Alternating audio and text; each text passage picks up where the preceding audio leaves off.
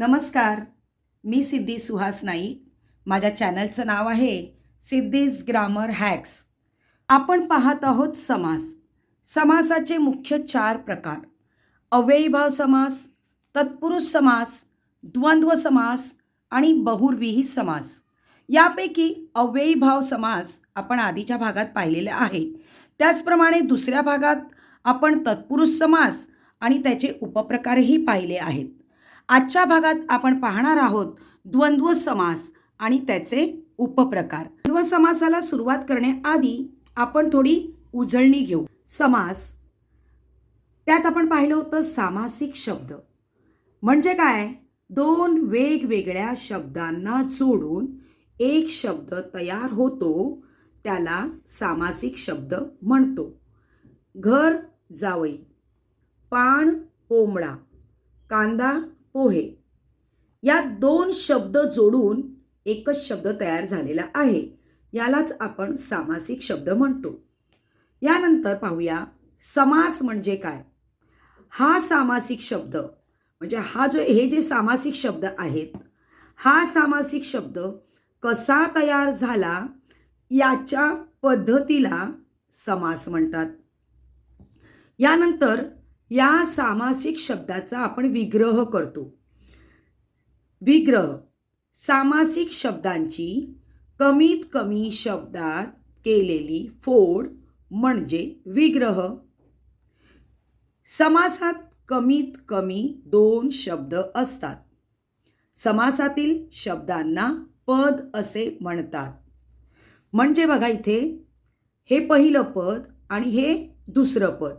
म्हणजे हा पहिला शब्द म्हणजे पहिलं पद, दुसरा शब्द म्हणजे दुसरं पद. समासातील कोणते पद प्रधान म्हणजेच महत्त्वाचे आहे आणि कोणते पद गौण म्हणजेच कमी महत्त्वाचे आहे, यावरूनच समासाचे मुख्य 4 प्रकार होतात. त्यापैकी पाहणार आहोत आज द्वंद्व समास. इयत्ता 10वी व 12वी अभ्यासक्रमाच्या दृष्टीने द्वंद्व समास हा अत्यंत महत्त्वाचा समास आहे. द्वंद्व समासाचे 3 प्रकार पडतात: इतरेतर द्वंद्व, वैकल्पिक द्वंद्व आणि समाहार द्वंद्व. द्वंद्व समास यामध्ये दोन्ही पदे महत्त्वाची असतात. आणखीन एक महत्त्वाचं म्हणजे हे जे उपप्रकार आहेत, या उपप्रकाराच्या सामासिक शब्दांचा जेव्हा आपण विग्रह करतो तेव्हा त्यांच्यामध्ये उभयान्वयी अव्यय वापरले जाते.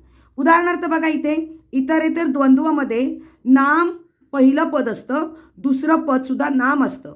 पण त्या दोन्ही नामांच्या मध्ये व आणि हा जो शब्द आहे तो समुच्चय बोधक उभयान्वयी अव्यय आहे. त्याचप्रमाणे वैकल्पिक द्वंद्वमध्ये विशेषण पहिलं पद असतं, दुसरं पदही विशेषण असतं आणि याच्यामध्ये विकल्प बोधक उभयान्वयी किंवा अथवा वा हे वापरलं जातं. त्याचप्रमाणे समाहार द्वंद्वमध्ये नाम पहिलं पद, दुसरं पद सुद्धा नाम असतं आणि याच्यामध्ये समुच्चय बोधक उभयान्वयी अव्यय वगैरे इत्यादी हे वापरले जाते. एकत्र जरासं आपण एकदा पाहून घेऊया, नंतर आपण ते डिटेल्समध्ये पाहूया. इतरेतर द्वंद्वमध्ये आई वडील, आई आणि वडील, समुच्चय बोधक उभयान्वयी अव्यय आपण यात वापरले. वैकल्पिक द्वंद्व पाप पुण्य, पाप किंवा पुण्य, विकल्प बोधक उभयान्वयी अव्यय आपण यात वापरले. मीठ भाकर, मीठ भाकर व इत्यादी, समुच्चय बोधक उभयान्वयी आपण यात वापरलेलं आहे. तर आपण आता अधिक स्पष्टीकरण या व्हिडिओमध्ये प्रत्येक प्रकाराचं पाहूया. द्वंद्व समासातील पहिला प्रकार इतरेतर द्वंद्व समास. यामध्ये पहिलं पद नाम आणि दुसरं पदही नाम असतं. दोन्ही पदं महत्त्वाची असतात. यांचा जेव्हा विग्रह आपण करतो त्यावेळेला या 2 नामांच्या मध्ये व आणि हे समुच्चय बोधक उभयान्वयी आपण वापरतो. या इतरेतर द्वंद्वमध्ये जवळचे नातेसंबंध दाखवले जातात किंवा 2 नावं एकत्र आलेली दाखवतात. म्हणजे कसं, आपण परंपरेनुसार एखादा शब्दांची जोडी आपण सहज बोलून जातो. जसं पॅन्ट शर्ट, विटीदांडू अशा प्रकारचे जे शब्द कधी वेगळे होऊ शकत नाही, जे सहज आपल्या तोंडात असतात ते शब्द आपण याच्यात वापरतो. आता उदाहरणं बघा, इथे हे सामासिक शब्द आहेत आणि याचा विग्रह आहे. उदाहरणं पाहूया आपण. सामासिक शब्द बघा, आई वडील. आता इथे बघा महत्त्वाचं काय आहे की यातली दोन्ही पदं महत्त्वाची असतात. बघा, आई ही महत्त्वाची आहे आणि वडीलही महत्त्वाचे आहे. आई आणि वडील हे वेगळे होऊ शकत नाहीत. भाऊ बहीण, भाऊसुद्धा महत्त्वाचा आहे आणि बहीणसुद्धा महत्त्वाची आहे. आता या शब्दाचा, सामासिक शब्दांची जेव्हा आपण विग्रह करतो त्यावेळेला आणि व हे समुच्चय बोधक उभयान्वयी अव्यय आपण वापरतो. पहा, नाती दाखवलेली आहेत. आई वडील, भाऊ बहीण, काका काकी, मामा मामी, आजी आजोबा, ताई दादा, पती पत्नी, स्त्री पुरुष, पशु पक्षी, चंद्र सूर्य, पूर्व पश्चिम, उत्तर दक्षिण, ऊन पाऊस. याच्यामध्ये काय सांगितलेलं असतं, इतरेतर द्वंद्वामध्ये जवळची नातेसंबंधी दाखवलेले असतात. यानंतर शर्ट बरोबर पॅन्ट सुद्धा तुम्ही घालणार. चेंडू फळी, क्रिकेट खेळायला जाताना नुसता चेंडू घेऊन जाऊ शकता का? त्याच्या जोडीला तुम्हाला बॅटची पण आवश्यकता आहे. पोळपाट लाटणं, पोळीपाट जे असतं, तर चपाती जर आपल्याला लाटायची असेल तर नुसतं पोळीपाट असून चालणार आहे का? त्याच्या जोडीला आपल्याला लाटणं सुद्धा हवं आहे. कुलूप किल्ली, नुसतं कुलूप आहे किल्ली नाही, चालणार आहे का? नाही. तर अशा ज्या जोड्या परंपरेनुसार चालत आलेल्या आहेत त्या जोड्या, त्याचप्रमाणे इथे बघा कृष्ण अर्जुन यांची जोडी कायम स्वरूपाची आहे. राम लक्ष्मण यांची जोडी कायम स्वरूपाची आहे. कृष्णा विना अर्जुन अधुरा आहे आणि अर्जुन विना कृष्ण अधुरा आहे. ऊन पाऊस यांच्या जोड्या, उत्तर दक्षिण यांच्या जोड्या एकत्र कायम स्वरूपाच्या आहेत. याच्यातली दोन्ही पदं महत्त्वाची असतात. तर अशा सामासिक शब्दांना आपण इतरेतर द्वंद्व समास म्हणतो. याच्यामध्ये दोन नाम एकत्र आलेली असतात. आता द्वंद्व समासाचा दुसरा उपप्रकार आपण पाहूया, वैकल्पिक द्वंद्व समास. यामध्ये पहिलं पद विशेषण आणि दुसरं पदही विशेषण असतं. द्वंद्व समास म्हटला की दोन्ही पदं महत्त्वाची असतात. याच्यामध्ये बघा, जेव्हा या सामासिक शब्दांचा आपण विग्रह करतो त्यावेळेला किंवा, अथवा, वा हे विकल्पबोधक उभयान्वयी अव्यय आपण वापरतो. वैकल्पिक म्हणजे काय रे? तर विकल्प म्हणजेच काय रे? विरुद्धार्थी शब्द. यात विरुद्धार्थी शब्द असतात, जे असे विरुद्धार्थी शब्द जे एकमेकांपासून वेगळे होऊ शकत नाहीत. पण बघा, इथे उदाहरण देते तुम्हाला मी. बरे वाईट, बरे किंवा वाईट. पाप पुण्य, पाप किंवा पुण्य. सुख दुःख, सुख अथवा दुःख. ऊन सावली, ऊन वा सावली. अशा प्रकारे अनेक वैकल्पिक द्वंद्व समासाची उदाहरणं आहेत. फक्त एक गोंधळ बाळांनो तुमचा नेहमी कुठे होतो ते मी तुम्हाला सांगते. बघा, याच्या आधी आपण पाहिलं इतरेतर द्वंद्व. इतरेतर द्वंद्वमध्ये आपण आई वडील हे पहिलं उदाहरण घेतलं. याच्यामध्ये आपण त्याचा विग्रह केला होता आई व वडील किंवा आई आणि वडील असा आपण त्याचा विग्रह केला. आता तुम्ही म्हणाल इथे आपण विरुद्धार्थी शब्द वापरले, तर आईच्या विरुद्धार्थी शब्द आपण वडील वापरू शकतो. मग आपण असं का नाही म्हणणार आई किंवा वडील? तर बाळांनो, एक थोडं लक्षात घेण्यासारखं आहे. इथे बघा, आई वडील, आई वडील हे कधी वेगळे होऊ शकतात का बाळांनो? नाही. आता दुसरं उदाहरण बघा पटकन इथे. पाप पुण्य. पाप वेगळं होऊ शकतं आणि पुण्य वेगळं होऊ शकतो. द्वंद्व समासामध्ये दोन्ही पदं महत्त्वाची असतात. जसं इतरेतर द्वंद्वमध्ये दोन्ही पदं महत्त्वाची, वैकल्पिक द्वंद्वमध्ये सुद्धा दोन्ही पदं महत्त्वाची असतात. परंतु आईशिवाय वडील राहू शकत नाही, वडिलांशिवाय आई राहू शकत नाही. हे नातं अगदी भक्कम असतं की जे वेगळं होऊ शकत नाही. पाप पुण्य याची जोडी परंपरेनुसार आहे, परंतु पाप हे वेगळं होऊ शकतं आणि पुण्य हे वेगळं होऊ शकतो. म्हणून आपण याच्यामध्ये पाप व पुण्य असं नाही म्हणणार किंवा पाप आणि पुण्य असं नाही म्हणणार. पाप किंवा पुण्य आपण असं म्हणणार. म्हणून पाप पुण्य हे वैकल्पिक द्वंद्व समासामध्ये जाणार आणि आई वडील हे इतरेतर द्वंद्व समासामध्ये जाणार. आणखीन थोडं बघा स्पष्टीकरण सांगते तुम्हाला मी. भाजी पोळी घेऊया. आता भाजी पोळी, नुसती भाजी आहे तर तुम्ही पोळीशिवाय भाजी खाऊ शकता का रे बाळांनो? नाही. नुसती पोळी दिली तर नुसती पोळी कशी लागेल रे तुम्हाला? बरोबर नाही लागणार ना. मग भाजी, पोळी हे जे दोन्ही जे जोड्या आहेत याच्या, ह्या कधी एकमेकांपासून वेगळ्या होऊ शकत नाहीत. म्हणून हे जाणार इतरेतर द्वंद्वमध्ये. आता कप बशी, चहा दिला तर कप आणि बशी आपण एकत्र देतो, तर कप बशी हे दोनही वेगळे होऊ शकत नाही. म्हणून हे जाणार इतरेतर द्वंद्वमध्ये. आणखीन थोडं स्पष्टीकरण घेऊया. एखादा मुलगा पास झालाय, एकतर तो पास होईल किंवा तो नापास होईल. एखादं वाक्य समजा असेल, ते एकतर वाक्य खरं असेल किंवा ते वाक्य खोटं असेल. एखादी वस्तू बघा, ती एकतर छोटी असेल किंवा ती मोठी असेल.